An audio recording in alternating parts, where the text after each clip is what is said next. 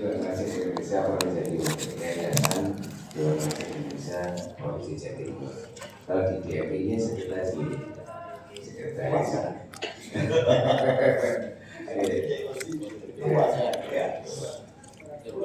Alhamdulillah sudah hadir di tengah kita.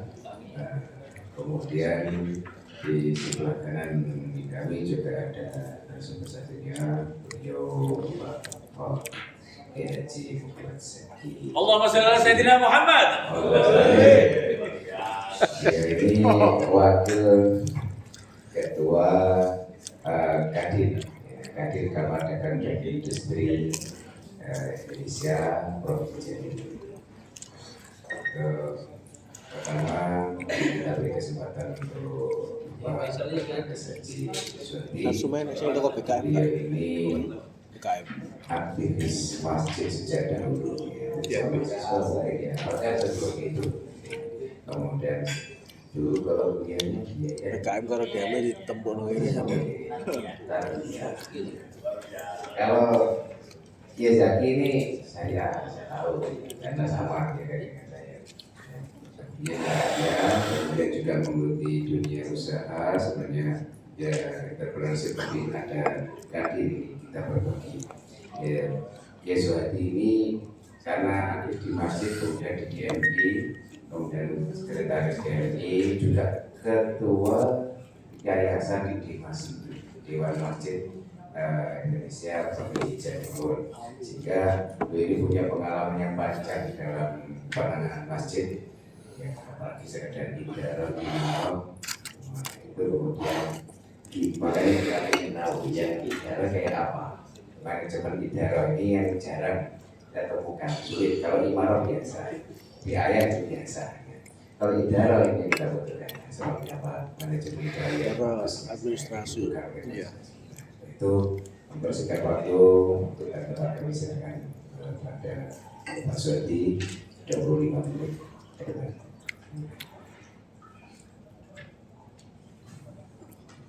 Bismillahirrahmanirrahim. Assalamualaikum warahmatullahi wabarakatuh. Waalaikumsalam warahmatullahi wabarakatuh. Alhamdulillahilladzi arsala rasulahu bil huda wa dinil haq. Allahumma shalli wa sallim ala sayyidina Muhammadin wa ala alihi wa sahbihi wa man tabi'ahum bi ihsan ila yaumil amma ba'du. Yang terhormat Kepala Kanwil Kementerian Agama Provinsi Jawa Timur, kemudian yang terhormat seluruh panitia, Mas Fauzi dan kawan-kawan. Alhamdulillah kami bisa hadir di sini membagi pengalaman dengan teman-teman. Mudah-mudahan ini bisa memberikan manfaat kepada teman-teman sekalian, bisa untuk sangu di rumah atau di masyarakat dalam rangka bagaimana pengelolaan masjid di Jawa Timur. Karena alhamdulillah kami sekretaris itu paling lama tahun 2013 sampai sekarang. Jadi waktu itu Rosiki mempercaya kepada kami mulai tahun 2013 sampai sekarang. Nah, kemudian juga kami diberi amanah sekretaris Masjid Raya Islamic Center Provinsi Jawa Timur juga. Jadi spesialis saya itu sekretaris. Jadi nah, pengalaman ini nanti akan saya sampaikan kepada teman-teman. Kebetulan ada beberapa teman-teman yang menjadi pengurus DMI Kabupaten Kota di Jawa Timur. Alhamdulillah bisa bersinergi dengan teman-teman Kementerian Agama Provinsi Jawa Timur dan mudah-mudahan akan memberikan sebuah manfaat yang besar bagi perkembangan masjid di Jawa Timur. Memang kami diberikan materi idaroh. Idaroh itu mencakup 6. Yang pertama adalah perencanaan, yang kedua adalah pengorganisasian, yang ketiga adalah administrasi, keuangan, kemudian pengawasan, pelaporan dan sebagainya. Untuk itu Bapak sekalian, ibunya nggak ada ya? Ada tadi satu. Ya, di satu ya. Ya, Bapak Ibu sekalian yang hormati, memang yang pertama adalah perencanaan ini memang membutuhkan sebuah kecermatan menurut saya yang pertama. Karena Karena bagaimanapun juga perencanaan yang matang akan membuahkan sebuah hasil yang luar biasa yang maksimal. Itu yang kami tekankan. Oleh karena itu perencanaan itu harus melibatkan pengurus masjid. Oleh karena itu di sini harus ada yang menjadi pionir dalam menyusun itu. Nah, oleh karena itu Bapak sekalian, ketika kita mencermati sebuah perencanaan, maka pada akhirnya akan membuahkan sebuah hasil. Nah, yang terpenting di sini adalah bagaimana kita bisa mengelola pengurus itu. Pengurus ini, pengurus masjid itu banyak tipenya, banyak karakternya. Nah, barang siapa yang bisa mengelola karakter para pengurus ini, maka beliau nanti akan bisa memberikan sebuah gambaran seperti apa, model seperti apa masjid itu akan dikelola. Nah, kemudian menentukan program kerja. Nah, setelah pengurus kita kuasai, setelah pengurus itu kita pegang karakternya masing-masing, tentu ada ilmu untuk mempelajari beberapa karakter yang ada di pengurus itu. Nah, kemudian kita baru menyusun program kerja. Nah, program kerja itu juga bisa dari bawah, dari para jamaah, bisa juga dari pengurus itu sendiri. Nah, model-model ini Bapak sekalian bisa kita adopsi. Kira-kira mana yang paling bisa dibutuhkan oleh para jamaah. Nah, oleh karena itu pengurus juga harus menelurkan ide-idenya. Kemudian jamaah itu juga perlu diakomodir keinginannya. Apa sih sebenarnya keinginan jamaah itu agar supaya masjid itu ramai oleh jamaah. Dan tentu program-program yang disusun itu inovatif. Inovatif dalam arti ada sebuah perubahan kreatif. Kreatif itu artinya bahwa dari para jamaah itu sama-sama mengusulkan kira-kira program yang bagus seperti apa, program masjid yang diminati oleh para remaja masjid apa, program masjid yang diminati oleh jamaah itu apa. Nah, itu penting. Kemudian menyusun RAP. Setelah kita tentukan program, maka tentu ada sebuah pembiayaan yang namanya RAP, Rancangan Anggaran Belanja. Ini penting, bagaimanapun juga sebuah masjid itu sekarang itu harus ada RAP-nya untuk menentukan arah, kemudian untuk menentukan kemampuan. Jangan sampai RAP disusun tapi duitnya nggak ada. Jangan sampai program disusun tapi tidak jalan. Nah, oleh karena itu di sini perlunya RAP, karena RAP itu adalah sebuah kerangka di dalam menjalankan program-program, tentu didukung oleh pendanaan. Itu Bapak sekalian yang saya hormati. Oleh karena itu 3 komponen di dalam perencanaan itu sangat penting sekali, di mana satu sama lain itu saling mendukung. Itu perencanaan. Kemudian selanjutnya pengorganisasian.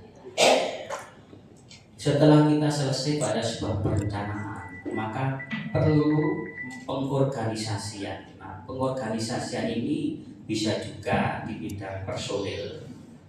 Barang siapa yang bisa mengorganisir para pengurus, orang-orang atau jamaah, maka tentu hal ini bisa mempermudah kegiatan kita, baik itu kegiatan yang dilakukan melalui program-program ataupun kegiatan-kegiatan yang merupakan usulan dari para jamaah. Nah, oleh karena itu pengorganisasian itu harus melibatkan bidang-bidang. Bidang-bidang itu di sebuah pengurusan atau seksi-seksi itu sangat penting, karena kita itu terlalu mengabaikan bidang-bidang itu, sehingga ketua takmir atau DKM itu cenderung single factor, apa-apa diurusi sendiri. Ini sudah di zaman saat ini itu tidak bisa, karena masjid itu sangat kompleks. masjid itu urusannya banyak. Masjid itu saya sampaikan bahwa baik itu program personal, pendanaan ataupun kegiatan itu sangat banyak. Oleh karena itu di sini perlu adanya sinergi antara berbagai bidang yang ada. Bidang-bidang itu tergantung Bapak sekalian. Bidang-bidang itu bisa bidang masjid, bisa bidang usaha, macam-macam seperti itu. Itu nanti tergantung dari kearifan lokal dari masjid-masjid itu sendiri. Nah kemudian berlanjut pada selanjutnya bahwa setelah kita berkoordinasi dengan bidang-bidang itu, maka tentu perlu dibentuk kepanitiaan setiap kegiatan. Nah ini harus ada pionir setiap kegiatan ini, karena bagaimanapun juga setiap kegiatan harus ada yang dipertanggungjawabkan dan ada yang harus mempertanggungjawabkan. Jadi ada yang dipertanggungjawabkan, ada yang mempertanggungjawabkan. Ini penting, oleh karena itu kepanitiaan setiap kegiatan itu berusaha kali agar supaya siapa yang bertanggung jawab di sebuah kegiatan. Kemudian lanjut bahwa tempatkan orang-orang sesuai keahlian. Ini kadang-kadang juga kita itu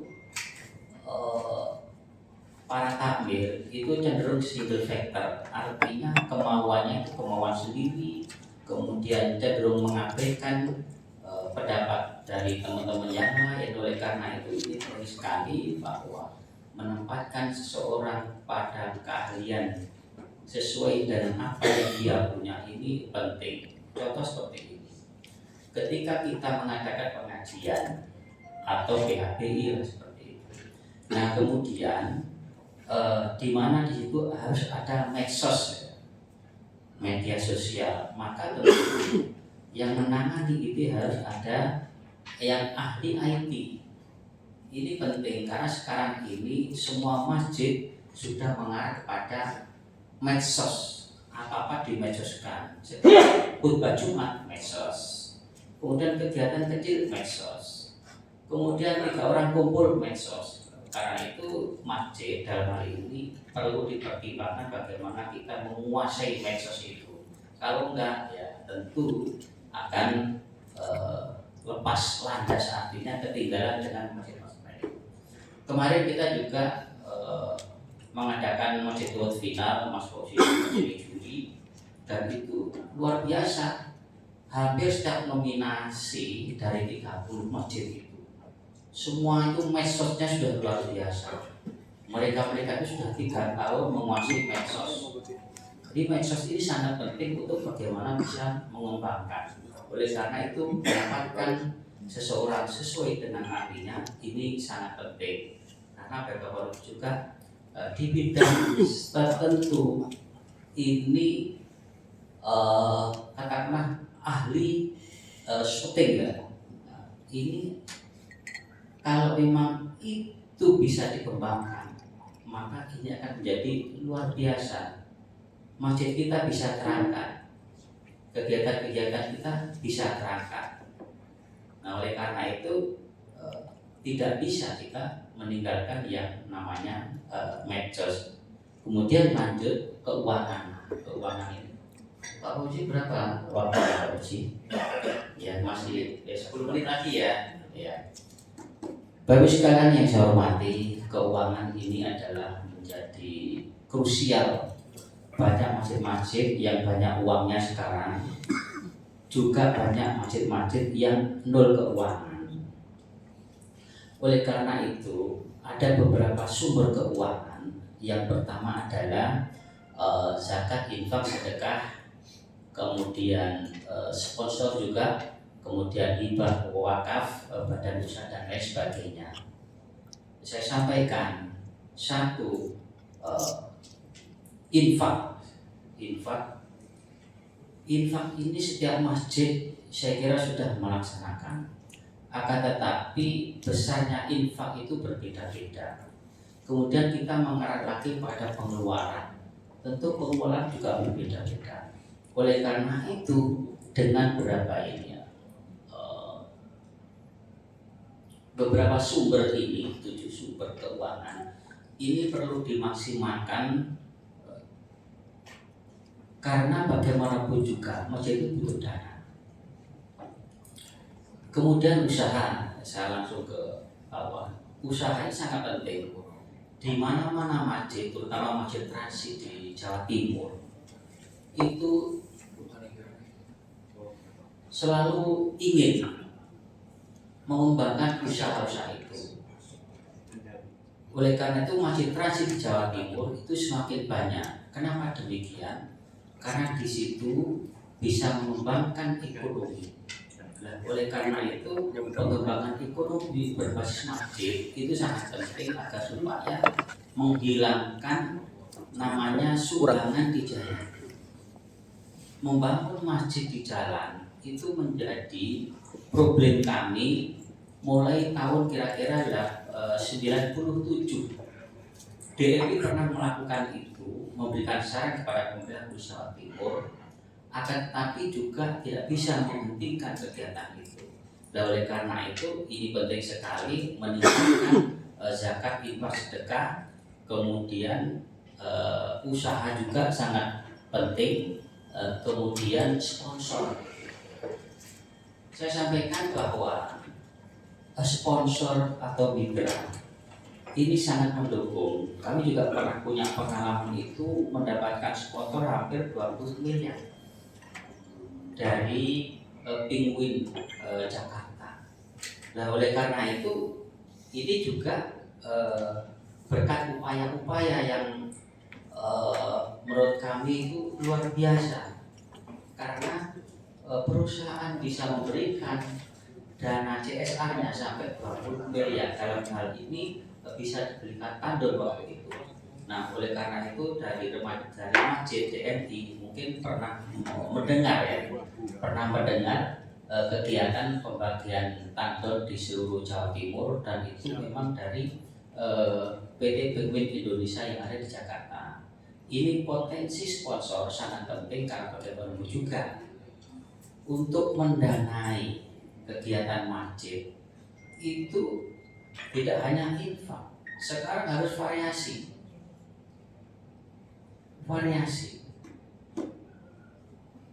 Bisa juga hibah. Saya sampaikan untuk saat ini persyaratannya juga banyak. DMI mendapatkan hibah 36 miliar 100 juta.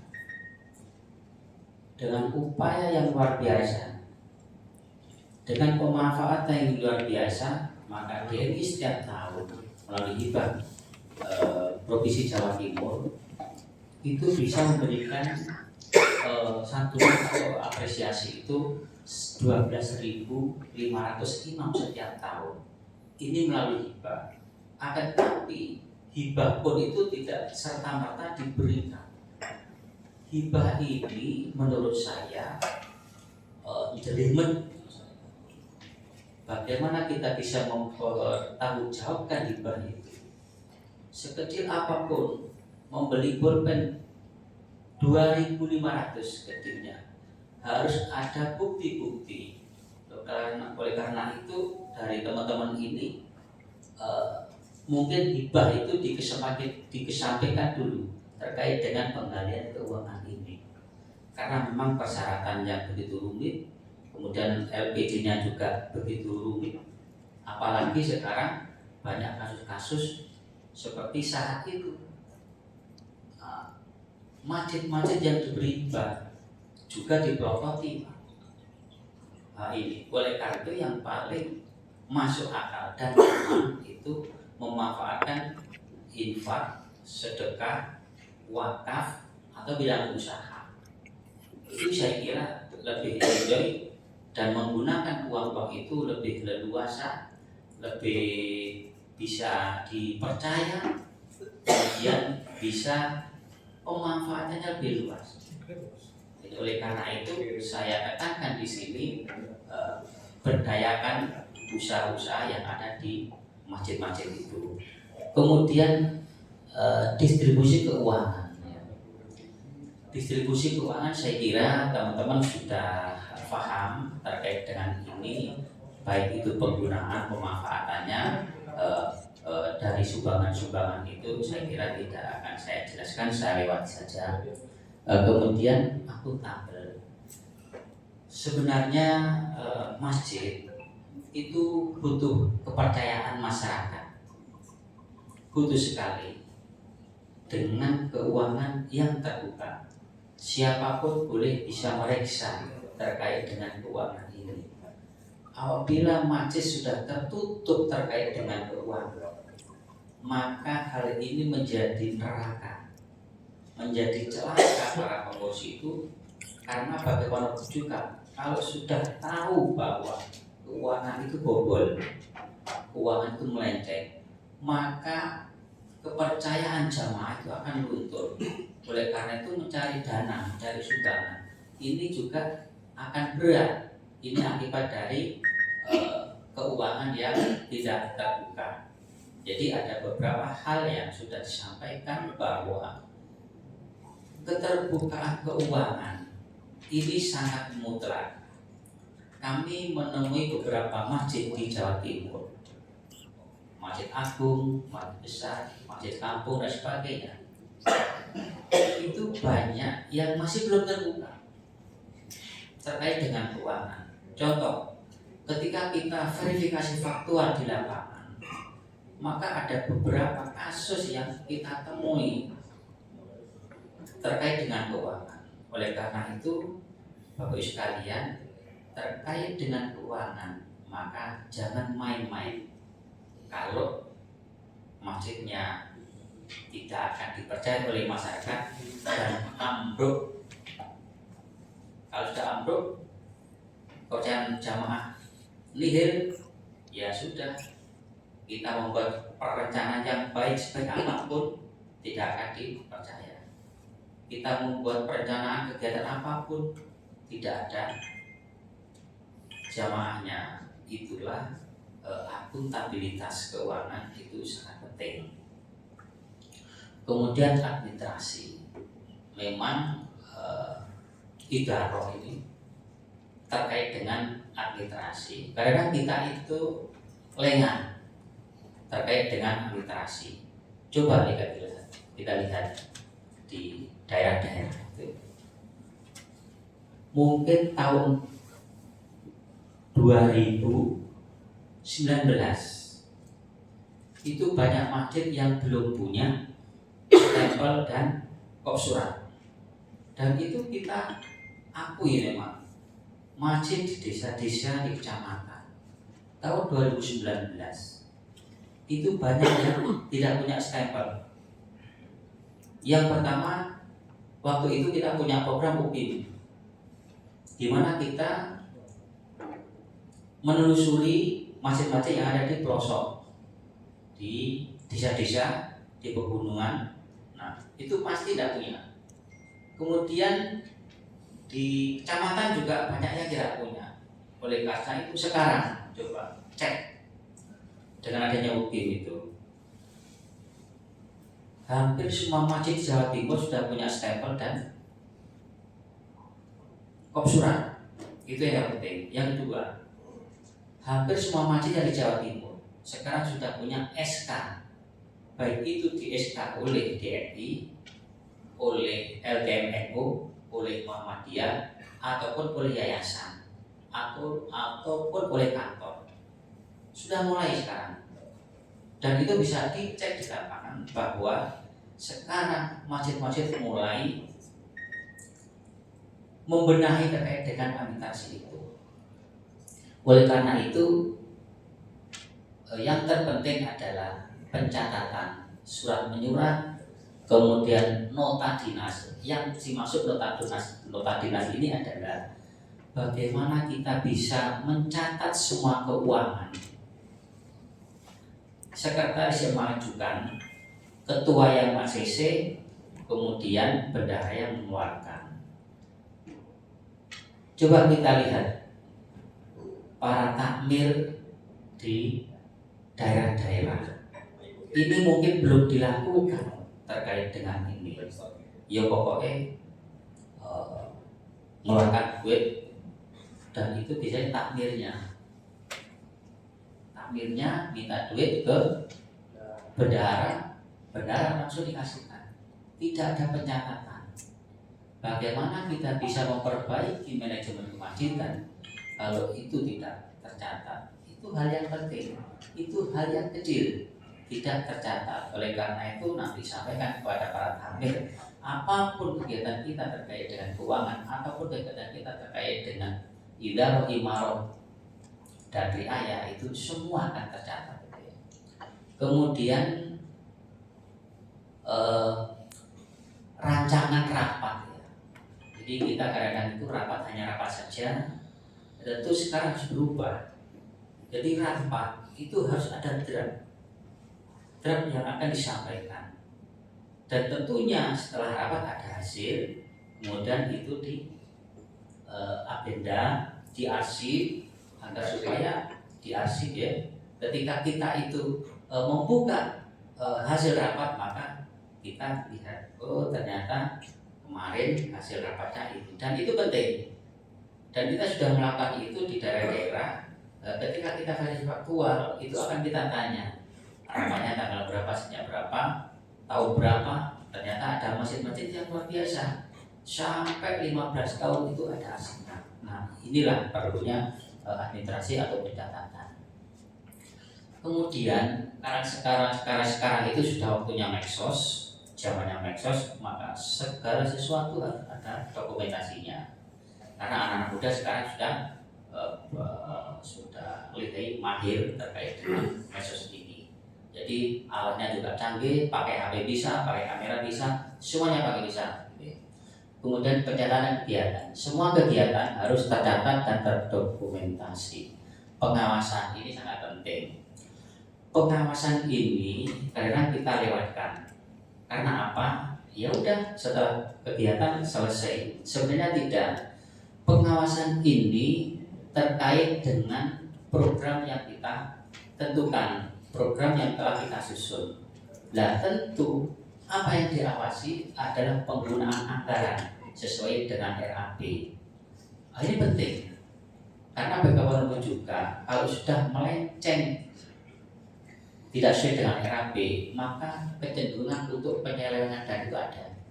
Nah, oleh karena itu RAP ini sangat penting untuk bagaimana kita membatasi pengeluaran yang tidak kita anggarkan. Gitu. Kemudian belanja barang kecenderungan kita bahwa seenaknya saja.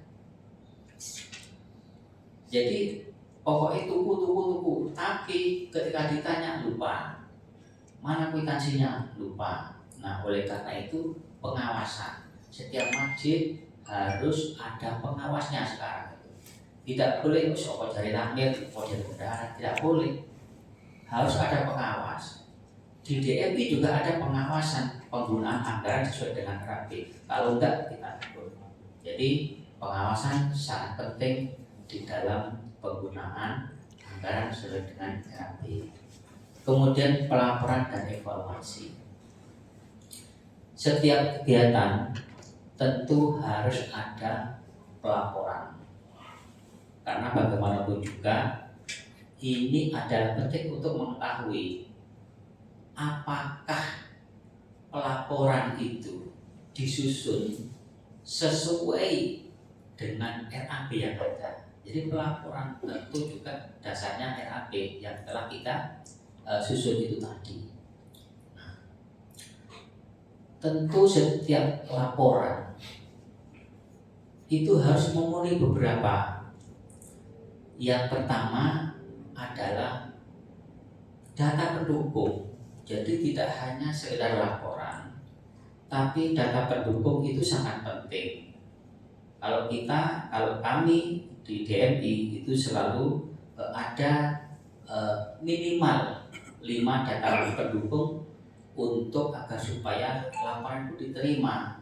Yang pertama adalah foto kegiatan, foto KTP yang diberikan honor atau narasumber seperti itu, kemudian bukti pengeluaran uang, rekening penerima, SK panitia, dokumentasikan. Nah, Begini Bapak Ibu sekalian, terkait dengan pelaporan ini memang sebuah kegiatan harus pelaporan itu dibuat setiap kegiatan selesai. Kadang kita itu membuat laporan itu mundur, ya nanti aja dulu 1 minggu, 2 minggu, 3 minggu, akhirnya lupa. Dengan itu maka kecenderungan untuk data hilang ini sangat besar sekali. Lah kalau sudah hilang maka tentu ini menjadi malas mengingat-ingat, juga malas mengumpulkan, juga malas, akhirnya laporannya tidak jadi. Nah itu yang menjadi pertimbangan kami. Kami selalu mengingatkan laporan setiap kegiatan, dokumentasi setiap kegiatan, agar supaya kita tidak lupa, tidak malas. Jadi cara menghilangkan malas membuat laporan itu ya ketika kegiatan selesai, semua selesai sudah. Dan ini sangat penting agar supaya nanti ketika tahun berikutnya ada kegiatan, maka juga menjadi dasar untuk menyusun kegiatan-kegiatan selanjutnya. Ini penting karena pelaporan dan evaluasi merupakan satu rangkaian yang tidak bisa dipisah, karena bagaimanapun juga ini adalah untuk perbaikan selanjutnya. Terima kasih. Assalamualaikum warahmatullahi wabarakatuh. Waalaikumsalam warahmatullahi wabarakatuh. Tepuk tangan pada kasih. Terima kasih dari tentang paparan untuk manajemen tentunya Ibro Masjid yang sebagai narasumber kita. Beliau karena dari dulu itu menangani masjid, jadi sangat paham betul dan detail. Sehingga itu kalau kita terapkan luar biasa, masjid itu gak ada satu yang loss, ya, gak ada yang hilang dan terpantau betul dan mulai perkembangan mulai yang kecil sampai yang besar. Baik, untuk pertanyaan kita tunda dulu. Kita langsung panel dengan narasumber berikutnya, yaitu Bapak Dr. Haji Muhammad Zaki MSI. Beliau ini kelahiran Lamongan di Surabaya. Ganti-ganti akta kelahiran Nggak bisa. Ini di spenduk Tahun capek. 70 ini berarti masih muda. Tapi istri masih satu ya. Beliau ini alumni syariah, ya. Sama dengan saya syariah, mungkin dulu syariah normal ini. Cile, kotor ya. Tapi anehnya dari kotor itu kemudian manusia ditekuni itu bukan kotor, tetapi justru dunia usaha. Dia sekarang itu Direktur Utama PT Berkah Mukmin Mandiri. Jadi Berkah Mukmin, dan beliau juga ada pesantren Mukmin Mandiri saya. Kemudian beliau sekarang juga Wakil Ketua Umum Kadin Jatim, Kamar Dagang dan Industri Indonesia Jawa Timur. Kemudian beliau juga Ketua Dewan Kopi Jawa Timur. Nah, kalau masalah kopi mengopi, beliau ahlinya. Ya, dia adalah ketuanya, Ketua Dewan Kopi. Juga Ketua Perkebunan Kopi Jawa Timur. Ini, kalau nggak salah perkebunan beliau ini ada di Tulungagung ya. Di Tulungagung ya. Kemudian 650 hektar. Nah, sama di Tokyo ya, 650 hektar kebun kopi di Tulungagung. Juga Ketua Eksportir Kopi Jawa Timur. Jadi alumni syariah, koto, terjun ke dunia bisnis. Perkopian. Ya. Nanti perkopian bisa pindah ke yang lain. Karena itu dunia usaha. Makanya beliau kita datang ke sini untuk mengisi tentang entrepreneur masjid. Bagaimana masjid itu nantinya tidak hanya mengandalkan wakonaan aja, atau bahkan mohon maaf, kadang-kadang ada juga yang minta-minta di jalan. Nah, ini yang kurang bagus juga sebenarnya. Ya emang dapat, tapi kurang bagus lah dibanding orang yang masih kebetulan. Ini perlu punya apa ya? Punya sumber-sumber usaha, sumber-sumber ekonomi. Perekonomian masjid harus mandiri, kuat. Nah itu nanti masjid akan betul-betul mandiri dan bisa. Jadi untuk lebih jelasnya seperti apa akan disampaikan oleh narasumber kita, Bapak Dr. Haji Muhammad Zaki MSI. Kepada beliau disilakan.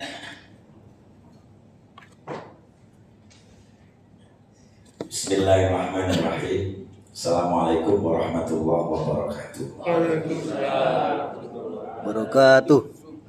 Pak Kiai Saudi Suhadi, beliaunya ini ikhlas. Satu-satunya pengurus masjid yang ikhlas itu beliau. Masya Allah. Betul, saya saksinya.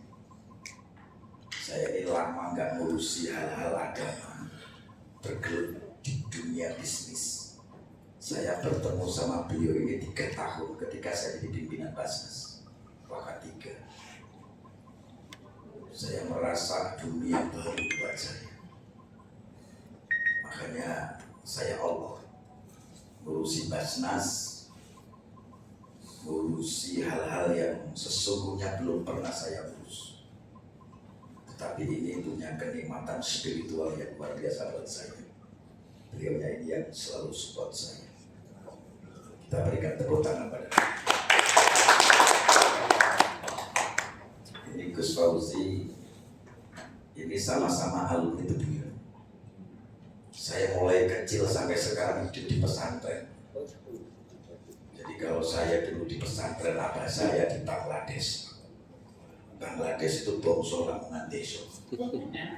Jadi sampai sekarang saya bikin pesantren, juga hidup di pesantren bersama anak-anak yang tentu pola ini sejatinya selalu membuat saya berpikir keras.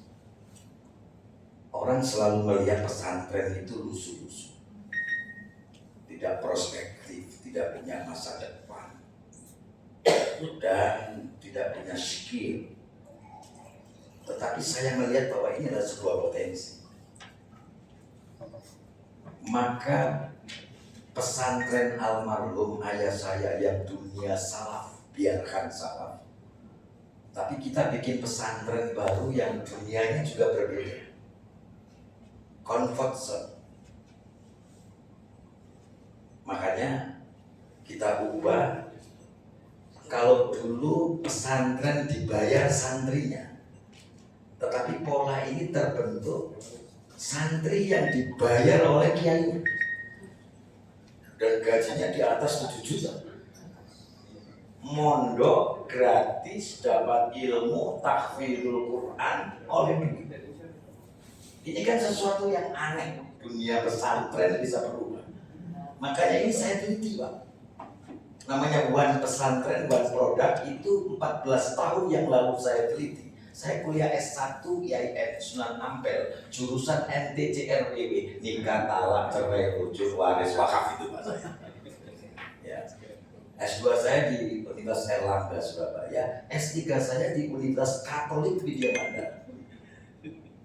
Dan saya meneliti pesantren. Ada pesantrenpreneur, jihadpreneur, santripreneur, opok. Itu sudah 14 tahun yang lalu saya teliti. Sebelum Bu Khofifah meresmikan gerakan One Opok, demi Allah itu ide dari saya.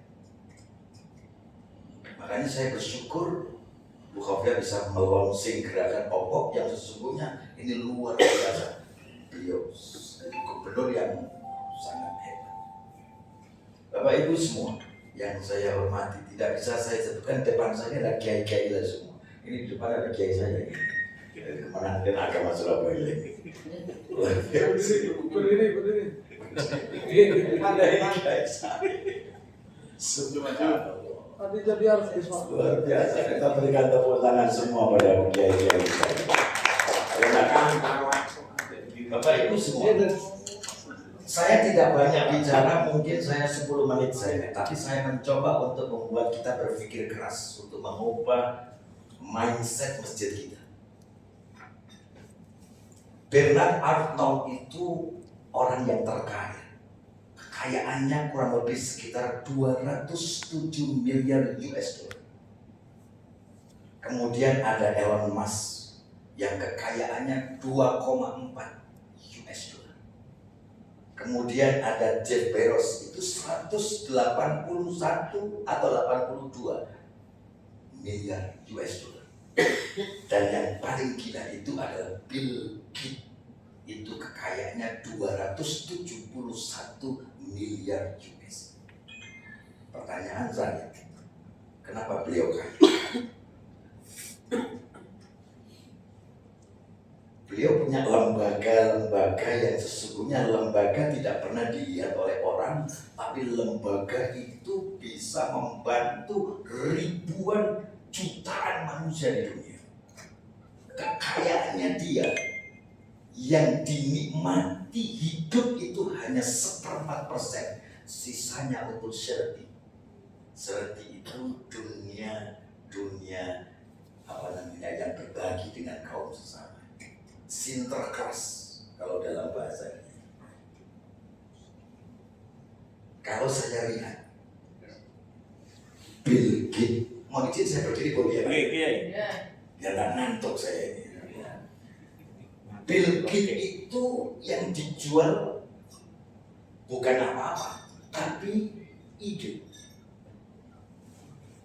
Orang besar itu pasti punya ide. Nggak punya ide jangan pernah mimpi jadi orang besar. Coba, Bill Gates itu hanya orang biasa, tapi dia itu punya ide besar. Bagaimana orang bisa berkomunikasi tanpa tatap muka? Bagaimana orang bisa bertemu mesra, tapi tidak harus ketemu, tetapi bisa melalui dunia lain? Beliau itu buat yang namanya Zoom, buat macam-macam yang panjenengan bisa nikmati bersama-sama.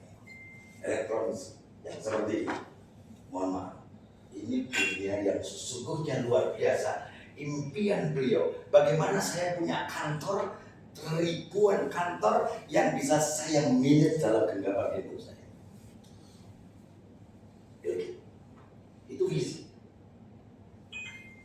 Belum pernah itu terwujud, tapi beliau punya visi yang sesungguhnya luar biasa. Dan visi itu bisa diwujudkan. Dan dia menjadi miliarder, orang terkaya kedua di dunia setelah Elon Musk yang kemarin diundang di Bali. Betul gak Pak?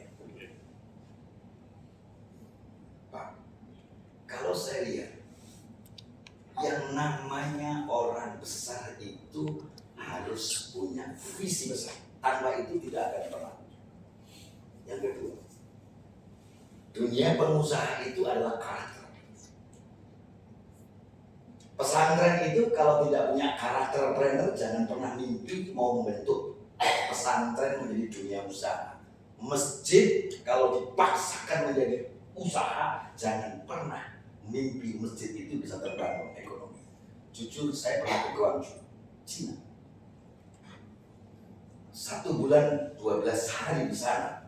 Saya melihat dari A sampai Z, kenapa masjid kecil ini punya rumah sakit, punya perguruan tinggi, punya mall yang semua itu dibiayai di masjid. Gila enggak? Masjidnya enggak seperti masjid Ampel yang besar, 1/4-nya Ampel Pak, tapi dikelola, di-manage demikian rupa seperti yang disampaikan Pak Kiai Saudi. Sederhana, tapi punya minds, punya visi, punya karakter. Dan karakter itu kalau ada melekat di semua takmir masjid, saya pikir kita akan bisa mencontoh di Guangzhou. Saya jujur belum bisa, hanya sebatas kemampuan kecil saja mengubah pesantren planner yang santrinya kurang lebih sekitar berapa itu 1.200 orang. Saya gaji di satu perkebunan dan yang satu di pabrik. Minimal saya bisa berbagi dengan mereka. Pondok dibayar, 1/4 you kasihkan pada orang tua. Karena saya melihat orang tua itu adalah rezeki yang tidak akan pernah berhenti kalau kita bisa sentuh. Itu prinsip saya ajarkan dan saya belajar. Oke.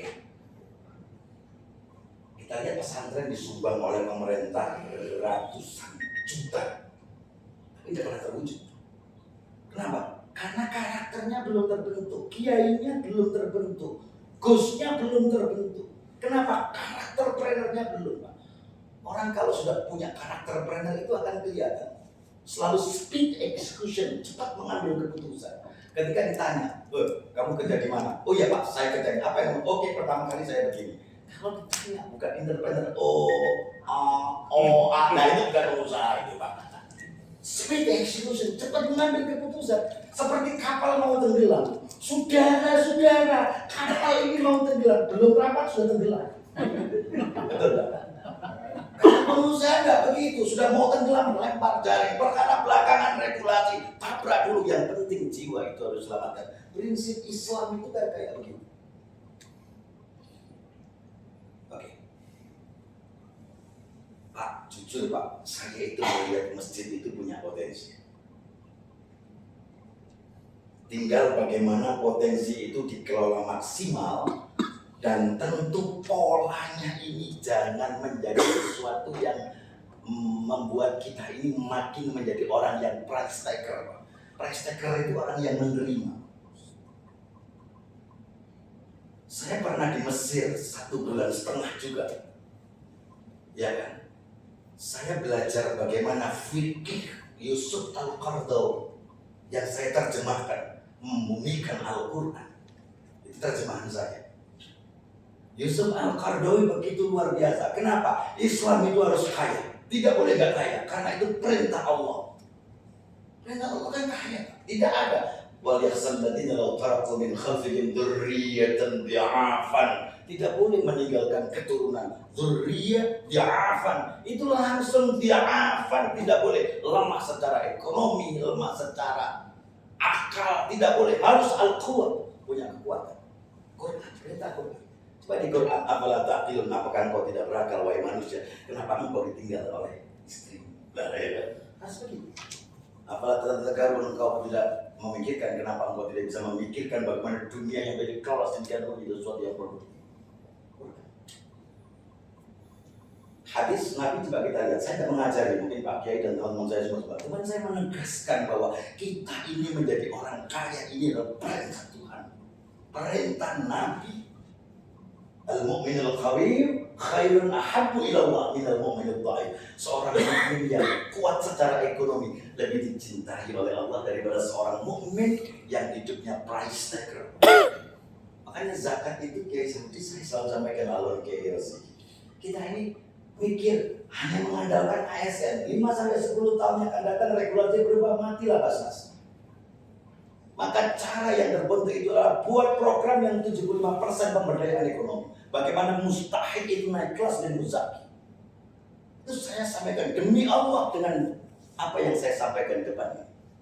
Mustahik itu orang yang secara ekonomi belum beruntung naik kelas menjadi muzaki, muzaki lalu bisa berzakat. Bagaimana caranya? Bikin itu yang namanya latih anak-anak yang tidak mampu, kemudian diajari skill, setelah itu disertifikasi, kemudian gandeng dengan kadin yang punya banyak pabrik-pabrik. Titip anak saya ini, kalau engkau terima anak ini, saya jamin anaknya ini ikhlas, amanah, jujur.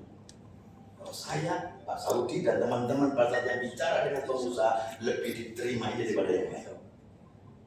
Kita tinggal bagaimana mencari peluang itu, dan harus berani, Pak. Orang hebat sekarang ini berani, Pak. Kalau nggak berani, jangan pernah mimpi jadi orang. Coba kita lihat, siapa itu yang anak kecil orang Makassar itu ya, menteri yang Bahlil itu ya, Pak ya. Itu kan luar biasa ya, baru kemarin satu angkatan sama saya, betul. Tapi begitu luar biasa dia mengkangkangi semua partai-partai politik. Gila nggak itu? Kenapa dia berani? Dia berpikir, kenapa dia berani? Udahlah, saatnya saya berani. Kalau saya mati, matilah saya sekalian. Mati ya, tidur kan, tidur di pasar, bantal gobis sekalian. Berani. Jadi pengusaha jangan pernah takut. Kalau dihitung sebentar, nanti saya hitung dulu. Itu bukan mental pengusaha. Mental pengusaha ada opportunity peluang, tangkap itu peluang karena tidak ada peluang dua kali dalam berbisnis. Sama dengan orang mencari perempuan kan begitu Pak ya. Bapak kan punya anak ya, saya juga punya anak. Saya bilang sama kalau ini tertarik sama perempuan jangan pernah engkau tolak. Lihat, teliti, cocok, bungkus, selesai. Betul nggak? Nah ini sudah kawin belum? Belum. Kalau belum tak kawin kan? Kalau tak kawin kan lagi ya.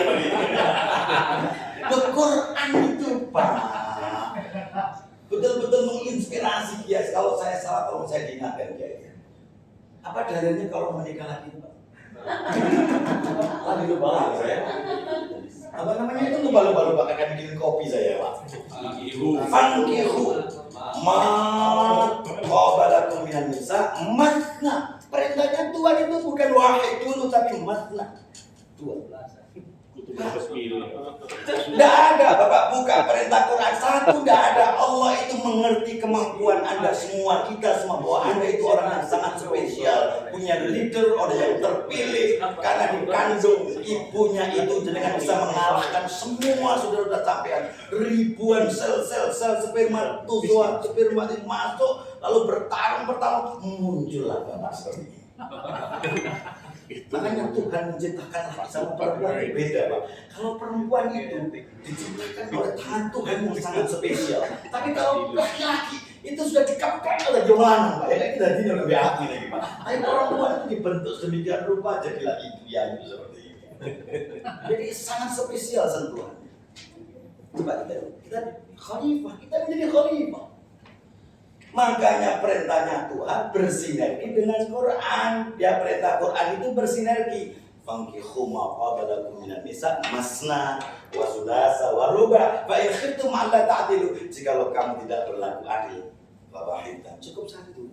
Kata Tuhan, jikalau engkau banci, fawahidan, tetap satu saja. Saya Anda semua termasuk orang banci kira-kira. Termasuk kiainya juga banci. Oke, biar gak ngantuk ya Pak ya. Biar gak ngantuk. Itu. Saya melihat bahwa orang jadi pengusaha itu satu karena terpaksa jadi pengusaha. Ya kan? Karena terpaksa jadi pengusaha. Karena warisan bapaknya pengusaha, anaknya jadi pengusaha. Ada yang terdidik. Orang Cina itu kenapa orang hebat? Karena procesnya itu ditutup. Jadi itu cocok itu lihat dagangannya begini. Tapi kalau sampai dan saya prosesnya tentang dukun Pak, jadi ya yang melihat itu kan dukun saja. Itu bedanya begitu. Makanya saya jujur Pak, hari ini saya punya obsesi. Saya tadi menyampaikan di sini, saya berpikir Pak, kegiatan seperti ini jangan hanya berlalu Gus Fauzi, tapi ada kelanjutan. Apalagi bagian saya ini ya. Ini luar biasa. Tahu namanya siapa namanya Pak? Ini besok. Ini entrepreneur dia Pak. Dia punya usaha walaupun di Kementerian Agama menjadi pegawai. Tapi dia tidak mau mental pegawai, tapi mental pegawai trainer Pak. Jadi tanamkan sama anak santrinya beliau, tanamkan semua usaha. Saatnya menurut saya di tahun 2024 ini Pak, kita harus mengubah image yang namanya masjid itu tidak hanya fungsi ibadah, tetapi itu ada fungsi sosial ekonomi. Dan itu perintah Tuhan.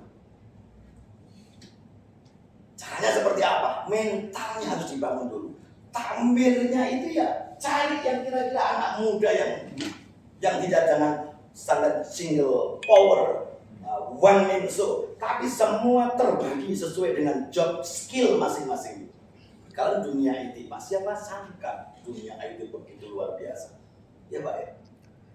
Ya kan saya dulu masih ingat ketika ada cuci foto, cukup sekarang nggak perlu Pak.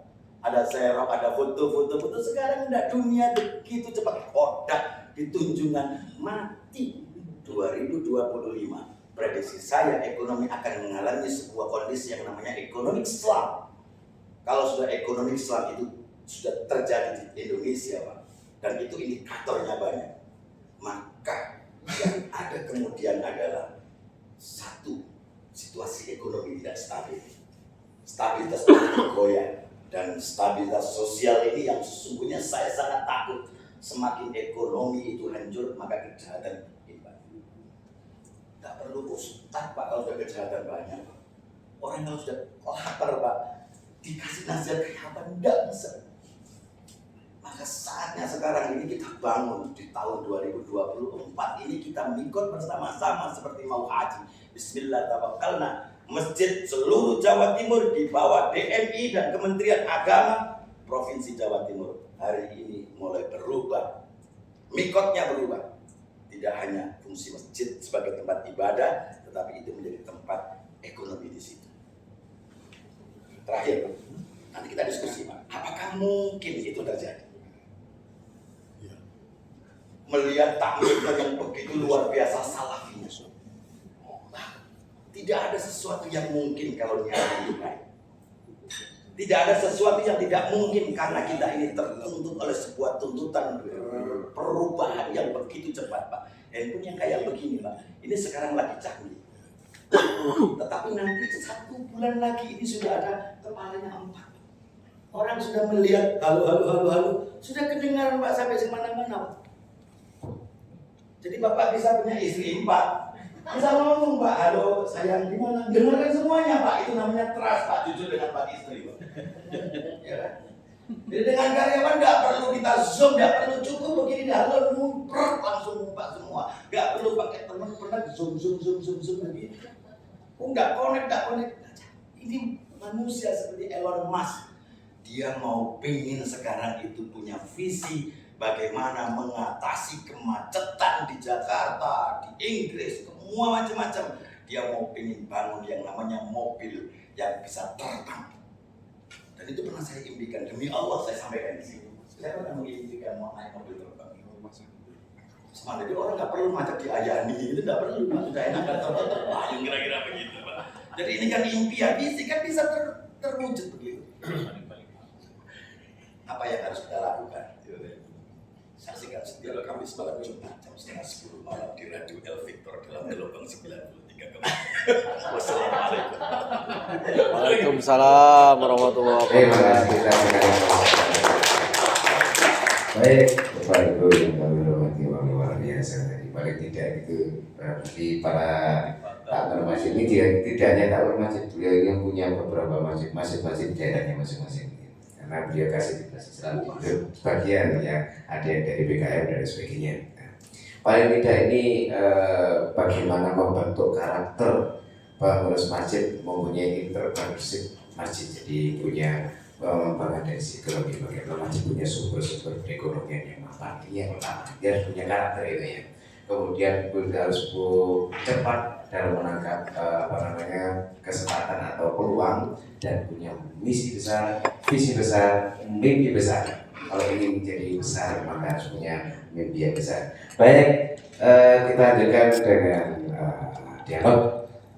Pertanyaan bisa kepada Bapak Suwadi, Kiai Suwadi, kemudian yang interpreter bisa pada Kiai Zaki. Monggo silakan. Ya, bertanya mau mana? Silakan. Kita dialog saja ya. Dialog aja. Dialog yang cair. Ya, monggo. Memulainya dari mana? Dimulai dari Kiai Faisal ya. Ini monggo. Kiai Faisal. Kiai kita, Kiai saya ini ya. Luar biasa ini, santrinya luar biasa. Terima kasih. Sadaqallahul adzim. Assalamualaikum warahmatullahi wabarakatuh. Salam. Ya Suwadi, ya Zaki, terima kasih rawuhnya. Ini yang menjadikan beberapa problem ya di saat kita bertemu dengan takmir masjid yang memang tokoh dan semuanya takdim, taat kepada beliau. Memang beliau yang selalu menjaga 5 waktu. Tiba-tiba kita datang dengan memberikan pemahaman itu yang menjadikan kita itu kan kita masih ada ewo gitu ya ini gitu. Itu ya Suwadi, itu bagaimana itu mengatasi. Ini sering ditanyakan, sungkan aku untuk kualat, padahal beliau itu masya Allah luar biasa. Terus yang kedua untuk Yai Zaki, ini dimulai di kampung kami ya, khususnya di kampung kami sudah mulai ada namanya rental mobil ya. Terus kemudian sudah ada ambulan ya.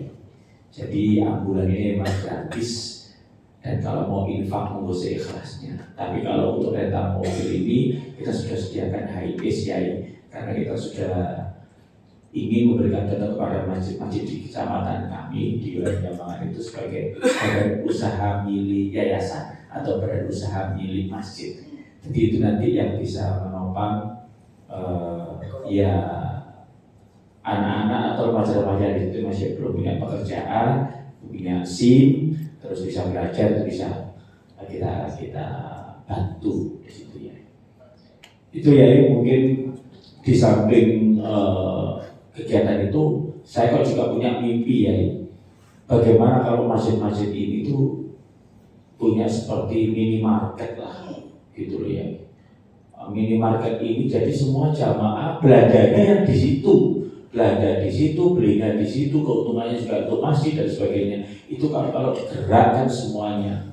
Wis ojo ada belanja nang Indomaret, ojo belanja nang Alfamart, belanja nang Mart masjid ae, seperti itu. Itu andaikan itu mimpi itu bisa tercapai, insya Allah ekonomi khususnya masyarakat masjid itu akan luar biasa. Terima kasih ya. Assalamualaikum warahmatullahi wabarakatuh. Waalaikumsalam warahmatullahi wabarakatuh. Oke, jadi Profesor. Untuk yang lain, lanjut yang tengah ini, tengah, belakang, tengah, monggo. Assalamualaikum warahmatullahi wabarakatuh. Assalamualaikum. Ada sedikit cerita, mungkin tidak hanya cerita berkaitan problem yang ada di masyarakat berkaitan dengan legal standing dari masjid-masjid yang ada di kota Surabaya. Problem yang kita sering hadapi di masyarakat adalah mungkin sangat penting sekali berbicara bagaimana menciptakan sebuah masjid, sebuah lembaga yang lebih entrepreneurship ya. Tapi di balik itu problem yang di masyarakat, di takbir masjid di masyarakat, saya bicara kota Surabaya, itu lebih parah lagi.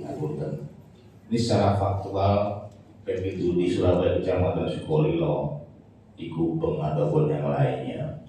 Pertama adalah berkaitan legal standing dari status masjid, yang mana seringkali jangankan berbicara tentang bagaimana entrepreneurship, tapi bagaimana status dia, status tanah dari masjid itu sendiri.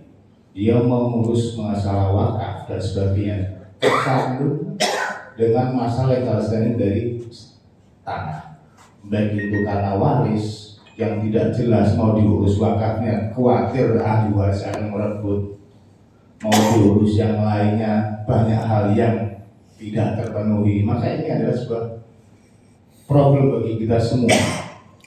Sejauh mana kita di Kementerian Agama ini bisa untuk secara langsung memberikan solusi bagi mereka. Mungkin jadi penjaringan yai memberikan solusi pada kami semua yang ada di bahkan di Surabaya, Jawa Timur. Itu yang pertama. Nomor dua, bicara entrepreneurship itu suatu hal yang sangat menarik dan harus seperti itu adalah visi kita, impian kita. Ada dalam satu buah kampung yang karena satu masjid lama kemudian ada muncul masjid baru, itu juga terjadi sebuah konflik juga. Karena kampung ternyata ujung-ujungnya konfliknya karena umplung ya jadi bahkan sampai korban masuk penjara hanya karena umplung, karena merasa ada masjid baru ini, masjid yang lama ini dari penghasilan dari umplung itu sendiri berkurang, padahal jamaahnya masih banyak. Problem di masyarakat ini bagaimana peran kita dari Kementerian Agama bisa masuk ke mereka, memberikan solusi kepada mereka, paling meskipun tidak kita berikan apa-apa, peran kita sejauh mana? Kira-kira seperti itu. Assalamualaikum warahmatullahi wabarakatuh. Waalaikumsalam warahmatullahi wabarakatuh. Langsung dijawab dulu sama dua narasumber kita, nanti kita lanjutkan dengan pertanyaan yang berikutnya. Monggo biasa dulu. Terima kasih Kiai Faisal Ewo Bego terhadap tokoh masyarakat yang sudah lebih dulu memegang masjid. Memang problem ini banyak kita jumpai baik itu di kota maupun di desa-desa. Contohnya begini, ketika ada seorang pemuda yang suaranya bagus, tahsinnya bagus, tahsinnya juga bagus, kemudian ingin ngimami di sebuah masjid, karena di situ sudah ada orang yang sepuh berilmu, maka pemuda itu juga kewo ini memang banyak terjadi.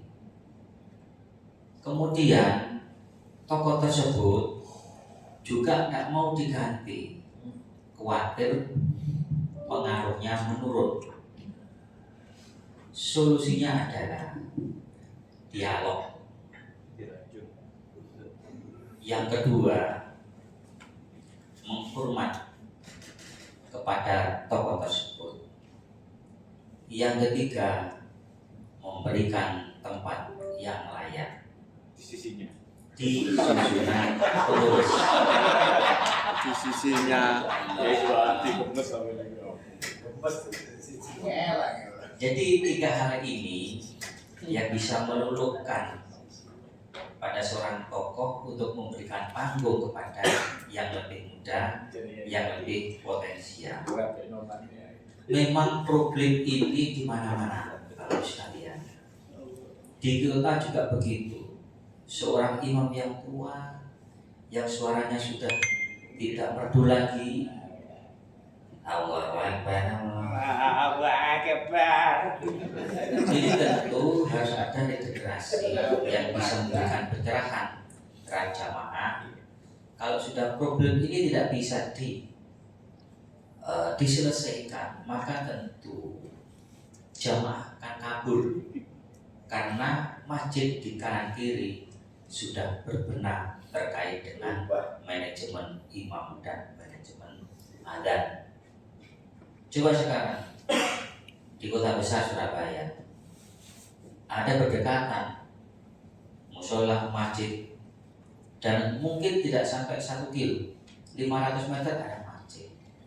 Kemudian jamaah bisa memilih mana masjid yang mempunyai imam suaranya bagus, mana masjid yang muadzinnya suaranya bagus, mana masjid yang punya manajemen yang bagus, itu akan didatangi. Oleh karena itu, apabila sudah disukai oleh jamaah, maka tentu infak akan naik. Jawaban dari Mas tadi juga tersinggung di sini, tersirat di situ. Ketika kita itu lengah terkait dengan manajemen pengelolaan masjid, apalagi terkait dengan imam masjid, performa imam tidak dibenahi, maka tentu jamaah akan pindah ke masjid yang lain. Tentu infak, sedekah, apapun yang terkait dengan sumber keuangan tentu akan mengalir kepada masjid-masjid yang pengelolaannya lebih modern. Oleh karena itu, para takmir tidak bisa duduk-duduk sekarang, harus berilmu. Takmir itu harus berilmu, tidak bisa mengandalkan nama besar, tidak bisa mengandalkan ya apa adanya, tidak bisa sekarang. Sekarang itu banyak masjid berlomba-lomba untuk bagaimana mendapatkan jamaah, di mana jamaah itu ahli sedekah, ahli zakat, ahli infak, ahli donatur, dan ahli-ahli yang lain. Ini sangat penting sekali. Dan kita tidak bisa duduk seperti ini, tidak bisa. Harus ada gerakan-gerakan di mana gerakan itu bisa menginspirasi para pengurus masjid agar supaya berbenah untuk semuanya. Tentu tidak lain adalah pelayanan yang prima untuk para jamaah, pelayanan yang baik untuk jamaah, agar supaya jamaah itu menambah pundi-pundi infaknya dan bisa masuk surga bersama-sama. Ya gitu. Nanti mungkin ada jawaban yang lain dan bisa dilengkapi oleh Mas Jaki. Tentu kami juga berusaha di DMT Berisyawa Timur selalu memberikan pelatihan-pelatihan terkait dengan interpreter, dan itu sudah kami lakukan lama juga, kemungkinan 2013 sudah kami lakukan. Akan tetapi merubah mindset dari para takmir itu luar biasa, kayak ada tembok. Betul ya. Jadi kalau dikasih interpreter itu ngantuk, tapi kalau dikasih kopi langsung Wis katik ngene-ngene ya. Jadi Sahabat-sahabat tuh. kami tidak serta merta memberikan pelatihan dan sebagainya, tapi kita juga praktek. Di situ tadi kami juga menjumpai mat masjid di Mutar Arifin Sekapo, ada juga. Jadi masjid-masjid yang lain sekarang sudah punya mat. Nah, mungkin Surabaya perlu adanya mat itu, bukan mat Madura, tapi Matopi. tapi bagaimana kita menciptakan mat di samping masjid. Tentu kalau itu bagus ya milik masjid. Di Kediri juga ada, ini mat ada juga. Kemudian mana lagi juga banyak. Kita survei di mana-mana itu sudah mulai berdiri mat yang berbasis masjid. Mulai. Oleh karena itu gerakan ini tidak berhenti sampai saat ini, tidak berhenti dari sini. Maka geliat ini harus kita lakukan, inisiasi harus kita lakukan. Kemudian yang lain juga harus bergerak menuju ke arah bagaimana kita memberatkan ekonomi berbasis masjid. Terima kasih. Terima kasih Kiai Suhadi, luar biasa, seorang sekretaris masjid tulen ya, jadi dulu dari dulu sampai sekarang ya. Sehingga jawabannya sangat solutif, sistematis dan luar biasa. Ini jawaban dari apa? Faisal biasanya juga memberi dia luar biasa, kreatif dan juga lucu kan. Ini menarik, kan yang menarik. Kalau tadi katanya aman, sudah tua, jawabannya Ustaz Faisal udah gitu. Ya Rasulullah, ya Rasulullah, beda lagi, menarik banget gitu ya. Sehingga orang-orang datang ke sini. Baik, selanjutnya kita berikan pada Kiai Zaki untuk berikan jawabannya. Pertanyaan ini kalau saya kaitkan orang Madura. Orang Madura itu entrepreneur hebat. Tidak ada yang bisa kalahkan orang Madura. Bayangkan, jual bensin di dalam lokasi dekat pom bensin. Masuk akal nggak itu? Tapi dia hidup. Betul. Coba lihat. Coba lihat. Rokok-rokok yang jual bensin, dia itu jual bensin di dalam tempat pom bensin, tapi bisa hidup. Ini kalau nggak terbangun nggak akan mungkin. Sama dengan menghadapi orang tua yang susah berjamaah, itu biarkanlah hitungan insya Allah mati-mati. Ya Izaki, gemes aku. Udah sama dengan istri yang begitu. Kalau istri marah dia aja. Betul. Istri itu malah kiai ini. Kalau kurang rusak, kadang mau coba. Pak, tidak ada sesuatu yang bisa diubah secara instan. Itu proses. Orang bisa berubah karena desakan perubahan. Yakini bahwa Surabaya meski belum bisa terwujudkan legal standing tadi, selesaikan legal standing. Ada badan wakaf yang harus betul-betul turun, selesai. Karena apa? Yang namanya orang bisnis itu harus cepat. Think big, do it. Berpikir besar, do it. Jalan. Berpikir cepat, jalankan. Jangan pernah kita ini tidak memikirkan Allah, yang penting masih mengandalkan cewengan. Sampai mati pun loh. Basnas itu dulu zaman sebelum Yai Roziki, saya masuk di situ. Hanya dapat 6 sampai 9 miliar tiap bulan. Tetapi sekarang sudah mencapai 37 miliar. Ada sesuatu yang harus kita gali. Masjid itu ada potensi, Pak. Saya melihat potensi seperti tadi itu, Pak. Yai saya itu. Faisal. Kita berpikir untuk buka ambulan. Bagus, buka rental bagus, mat bagus. Sekarang dunia digital mat begitu luar biasa. Saya anak santri saya tidak perlu buka kantor di mana-mana. Bapak kalau ke Singapura, Orang hebat terkaya kantornya itu hanya sepertiganya ini, Pak. Tapi diisi 3 orang punya menghandle 15 sampai 17 perusahaan besar-besar. Di sini, Pak. Otak perusahaan di sini. Kenapa saya katakan di sini? Dia pakai digital market yang luar biasa. Jadi orang mau berbisnis sekarang tidak perlu pakai zaman-zaman konvensional harus buka kedai macam-macam. Itu menurut saya sudah mulai ketinggalan. Tapi itu bagus. Tetapi ke depan 2025 yang akan datang, sekarang sudah mulai terasa digital market itu luar biasa. Anak santri saya 1 bulan bisa mencapai 172 juta tiap bulan hanya untuk jualan online kopinya. Saya mikir, yuk bener nggak ini ke 172? Saya tak kasih word sama saya.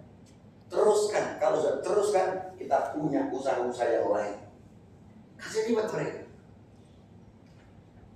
Kita kasih sepeda motor 1. Karena mereka berhasil, kita kasih sepeda motor 1. Kalau sampai sudah bisa melebihi 7 kali lipat, saya belikan mobil dan itu adalah mobilnya. Kasih. Dan itu bisa diwujudkan oleh anak-anak muda milenial.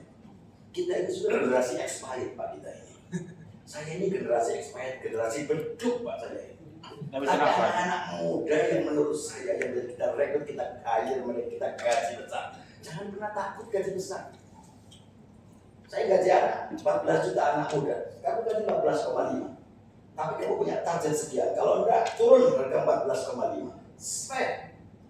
Tapi saya punya target ini. Kalau ini melebihi ini, aku kasih reward lagi. Kalau kurang, sepakat kita kurang sepakat. Ini semua. Jadi kita ini belajar hidup itu seperti Nabiullah Ibrahim pada saat beliau dikuyok-kuyok sama istrinya. Nabi Ibrahim punya anak namanya Ismail, betul kan? Ismail itu kan pernah punya istri, kemudian mau cerai. Aku bingung. Kemudian Nabi Ibrahim ganti lawanmu. Dia ngambil keputusan cepat, diganti. Itu artinya apa? Akhirnya punya visi lebar untuk meneruskan generasi Baitullah itu adalah sentuhan orang-orang yang betul-betul ikhlas, karena Ka'bah itu dibangun dengan tangan suci, dengan hati yang suci. Sesungguhnya hanya orang-orang suci yang bisa ketemu sama Tuhan. Balik lagi ke dunia ini. Legal standing. Saya orang Surabaya, tahu persis. Karena saya pernah lama di Kormas dengan Pak Kiai. Saya sejak kecil hidup di Kormas, koordinator masjid, Pak Kuning, kamu sama Kiai siapa itu? Kiai Mukhid Murtado. Itu karena udah bawa sampai sekarang dia istiqomah, orang mati pasti beliaunya kan. Amin. Itu luar biasa, beliau istiqomahnya di situ. Dan kemarin seminggu yang lalu beliau ke rumah, di pondok pesantren, cukup datang begitu saja. Lalu berdoa, bagaimana? Mandi itu. Dan saya meyakini bahwa doanya mandi. Pak, yang namanya skill standing itu harus segera diputuskan. Jangan pernah takut mengubah masjid menjadi independen. Selama Bapak takut, tidak akan pernah berubah. Yakini omongan saya. Semua berproses, lakukan. Kalau nggak kena bapaknya, anaknya diundang. Saya pernah melakukan begitu, Pak. Di masjid, sebuah pesantren. Satu rekanan dengan saya di daerah Benowo. Bapaknya susah sekali, anaknya saya ajak, jalan-jalan sama saya, bla bla bla. Sudah pernah melihat, wah rasanya enak. Baru anaknya memegang pesantrennya itu. Sudahlah, ini urusan saya pegang, urusan ibadah Abi, yang urusan ini biar saya pegang. Subhanallah, pesantren itu bisa masuk di situ. Begitu sudah besar sekali, ternyata untungnya usaha itu bisa untuk membangun pesantren, expand, lalu bisa mengubah-ubahnya. Itu artinya apa? Kita tidak bisa ujuk-ujuk datang ke konsep mau berubah, tidak perlu proses, Pak. Kita ini berproses, jangan pernah mimpi hasil, Pak. Kita ini kan berupaya untuk menjadi orang yang husnul khotimah, berproses belum tentu kita masuk surga. Kita ini bersama-sama berproses untuk menuju surga. Saya bukan orang baik, saya bukan orang yang ahli sholat, bukan ahli puasa, bukan. Saya mau belajar menjadi orang baik. Itu aja prinsip. Makanya kita sama-sama belajar bahwa apa yang kita kerjakan ini adalah betul-betul kita harus berani untuk mengubah sesuatu yang biasanya menjadi aman, kemudian kita coba convert. Jangan pernah kita berhenti, tapi selalu convert. Terakhir, pertanyaan yang tadi sampaikan terakhir itu lupa saya. Pak Kiai. Tentang apa namanya standing status karakter. Pak, di masjid itu saya masih tahu anak-anak muda Surabaya yang pandai untuk berbisnis. Saya kebetulan waktu itu di Kormas, tahu bagaimana anak-anak kita mulai dari pertama mengumpulkan PLN yang ada di dalamnya, kemudian beli topi. Itu kan kegiatan anak-anak remaja masjid yang begitu luar biasa. Dan sekarang anak-anak muda ini sesungguhnya luar biasa. Digital marketnya itu luar biasa. Kita tinggal mau collect saja, mengumpulkan, kita support. Dan kalau sudah anak-anak muda yang support semuanya itu, lalu kita adakan orang tua duduk, dongakno, kata Pak Kiai Suwadi, letakkan di tempat lain yang lebih terhormat. Ini menurut saya sangat luar biasa. Pasti dulu. Kita di sini tidak boleh pesimis itu. Karena semenjak awal saya nawaitu bismillahirrahmanirrahim ketika ditelepon sama Gus Fauzi, kita harus berubah. Jangan pernah diseminarkan. Yang namanya bisnis tidak bisa diseminarkan. Cukup 1-2 kali seminar. Tetapi ketiga adalah go it, think big, do it. Berpikir besar, punya obsesi, punya visi, do it, jalankan. Jangan pernah takut rugi. Karena Tuhan itu akan selalu menjaga kita kalau niat kita baik. Afala taqilun, apakah engkau tidak berakal wahai manusia, kenapa engkau bangkrut, kena rugi? Itu dipikir belakang. Modal dari mana? Orang hebat itu adalah orang yang punya kemauan besar untuk merubah. Jangan mikir modalnya dari mana. Banyak sekali yang namanya lembaga charity yang akan membangun yang namanya masjid. Kalau mau ingin bekerja sama dengan kita, saya siap. Kopi kita bagikan, air kita bagikan, bayar belakangan. Sudah, kurang ngopo Pak. Ayo sampai itu. Kalau belum bayar belakangan, kurang ngopo Pak. Orang Cina gak mungkin Pak. Kagak digowo Melayu gak bayar Pak. Itu udah biasa saya itu. Pernah 5 truk saya di NU pengurus ekonomi Nahdlatul Ulama, dibawa 4 truk ke Jombang sampai sekarang gak dibayar. Alhamdulillah. 4 truk Pak, bayangkan Pak. Kopi itu 4 truk Pak. Gak sebutkan namanya, tapi alhamdulillah Mbah Hashim dulu guru saya, karena saya masih ingat tulisan kecil Mbah Hashim, An-Nahdlatul Ulama, An-Nahdlatul Syasa, An-Nahdlatul Risalah, yang terakhir An-Nahdlatul Tujar. Itu manuskripnya Mbah Hashim Al-Astari. An-Nahdlatul Tujar, mengembangkan ekonomi. Ini kewajiban kita. Saya sebagai muridnya sudahlah untuk Mbah Hashim Al-Ash'ari, tapi Allah mengganti 700 kali lipat dari apa yang sudah diambil. Gitu aja sudah pikir Pak. Ngapain? Sederhana. Dipikir tabang dulu. Kalau ditinggal istrinya biasa kan dipikir. Kalau PK mikir guru mangkak mati Pak sama. Jadi biarkan cari yang lebih bagus. Selesai. Hidup nggak usah berpikir simplistik orang hidup. Jangan berpikir wah sudah nanti gimana menghadapi ke arah sudah nggak akan pernah berubah. Bismillah, kita mikir bersama-sama. Mulai di Kementerian Agama, DMI, Basnas, semua komponen stakeholder yang ada semua berkumpul dalam satu. Kemudian ada MUU dengan Pak Bakhtiar, dengan semuanya. Bismillah, kita kasih semangat kepada masjid yang sudah punya interpret. Basnas insya Allah akan selalu mendukung. Siap ya. Terima kasih. Siap ya.